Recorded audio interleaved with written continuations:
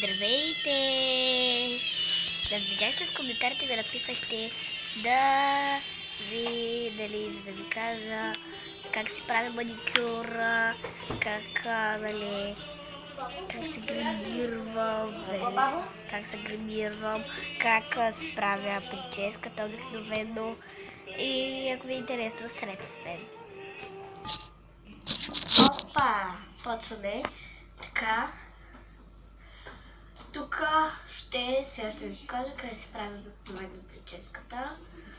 Аз използвам ето такава четка, кръгла четка. И с нея не знам защо, ама се средствам хиляди пъти по-лесно. Използвам задължително едно арганово масло. Ето това арганово масло. Го използвам, много добре ми действа на косата. Само да затворя вратата.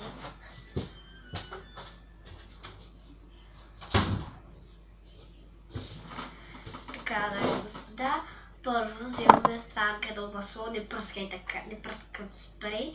Това да си сложиш на ръката, да го размажеш и да го разнесеш, да го разнесеш в косата. Затова аз, както виждате, останало ми е малко, трябва да си изхабява се, ще си купя.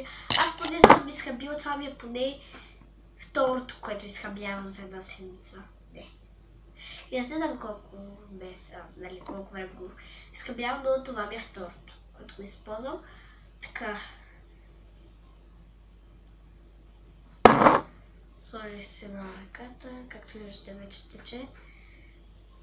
Хубаво да се сложите по-малко и да рече всичко пронеса по косата, деца казва.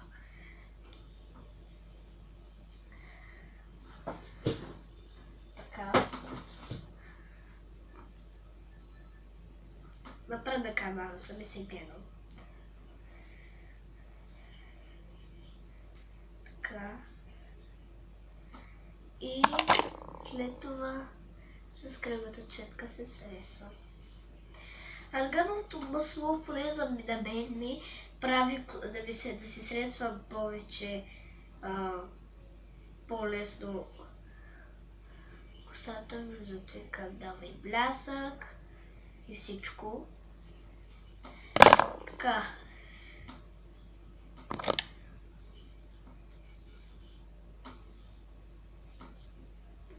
След това се сресва насаме.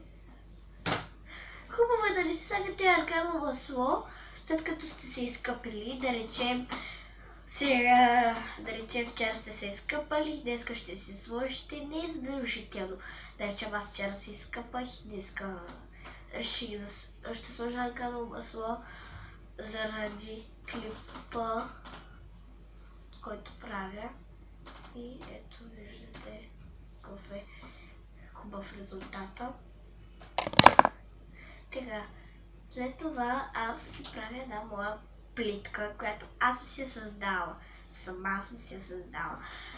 Не знам дали вие ще се питате да направите. Ама аз много обичам да си я правя. Стои ми добре. Визията е хубава. Хубаво е нали. Аз си мислех тая плитка, разбирате ли? Не съм видяла някакво клипче, не съм нищо. Аз поне не обичам да копирам хората. Човек, ако ме копира, изобщо не харесвам такива работи. Така, хващаме, нали, да речем, хващаме един кичур, отделяме го така. Не се отделя от косата, ето толкова да е дебел поне кичура, виждате колко е дебел. Вие хващате колкото хванете и започвате да навивате. Виждате как навивате. След това вземате от косата пак един кичур и го хващате с плитката и така това се закрепва и за косата и така отива назад. Ще видите колко интересно става. Така. Ето как започва да стои.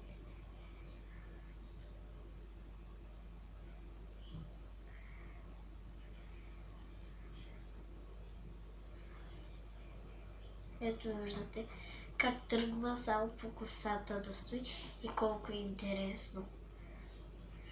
Аз дори доста мислех тази плитка да ви я покажа или не. Защото не искам нали, хората да ме копират това. Аз много го мразя.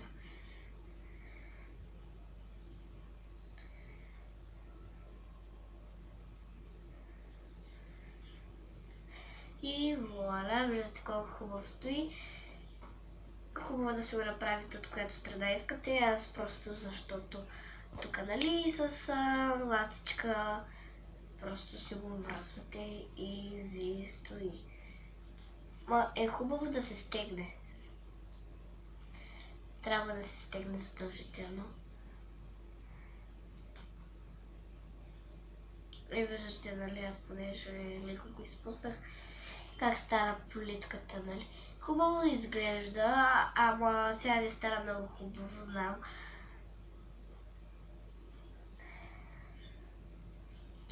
И камерата не ми е хубава, за което много съжалявам. Просто трябва да си оформя камерата, пак трябва да се обработя. Така. Сега, пак сега на арганото масло. На ръката. То път сложих доста за цялата коса и тече. Така.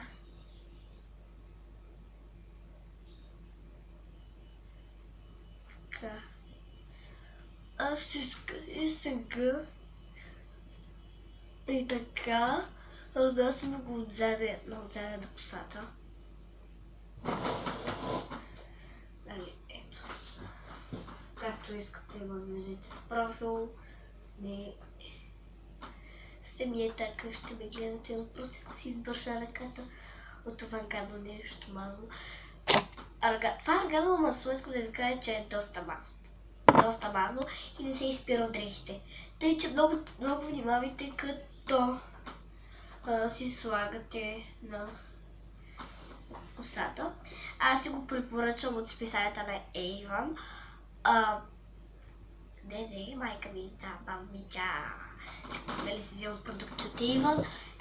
И аз си купвам всеки път, когато майка ми ще, дали баба ми или майка ми ще си купува нещо от Avon и казва да ми купи на мен едно арганово масло.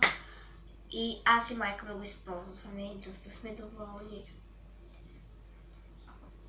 Искам да ви кажа много, че аз в момента не съм Аз в момента съм при баба си и затова е толкова стара къща. По принцип, нашата къща е мезонет. Живеем в мезонет на 2 етажа. Да, къща. Апартамент на 2 етажа. Вече живеем на апартамент на 2 етажа. Така.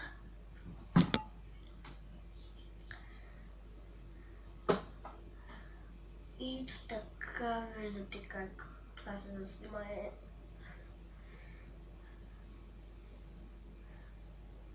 Ето така хубаво да бе, аз също пак обичам да ми стои така косата.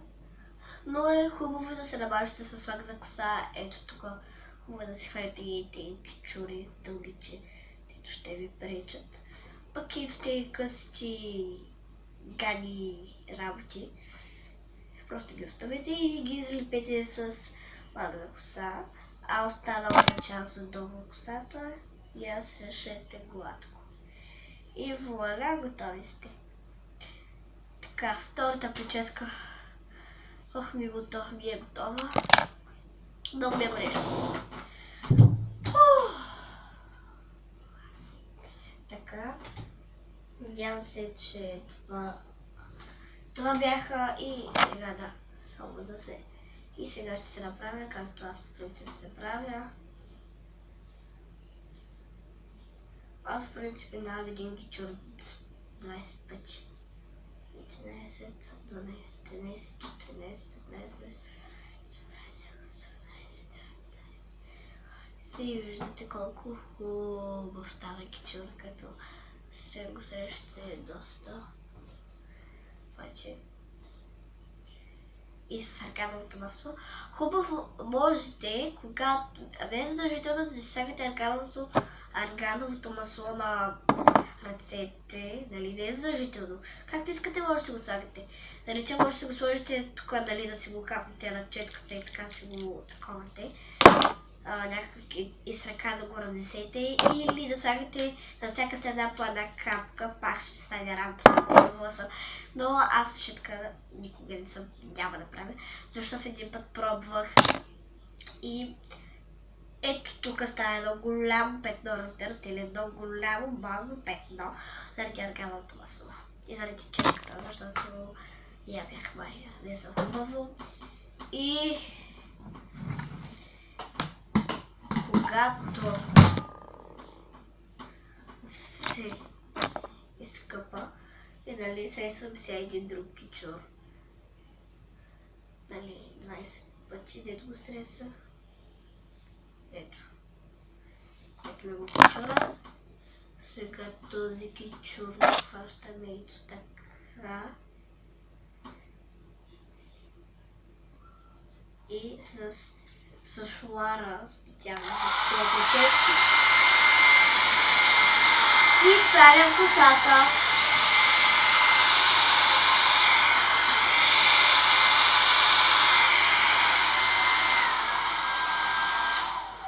И вуаля, както виждате, косата си изправя. В принцип, аз много често си изправя косата, когато правя клипове, не знам дали сте забелязали. И аз поне много обичам да съм изправена коса, не знам защо. Много ми отива, когато съм извързана коса, само че сега не ми се връзва косата. Така.